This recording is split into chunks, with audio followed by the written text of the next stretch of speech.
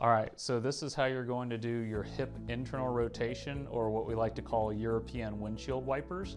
You're going to be lying flat. It can be on a table or on your carpet, something with a little bit of cushion. You bring your feet wider than your hips, and what you're going to do is drop one knee in as far as you can, letting your hip come up, and then you're going to switch and drop the other knee in as far as you can.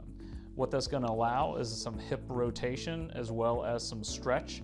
It's okay if your back comes up from that, but you try to keep your shoulders down so you don't rotate all the way. You can keep your arms out, and that'll kind of ground you and stop you from going back and forth. But we usually give you a repetition option, or you can get in and actually hold it.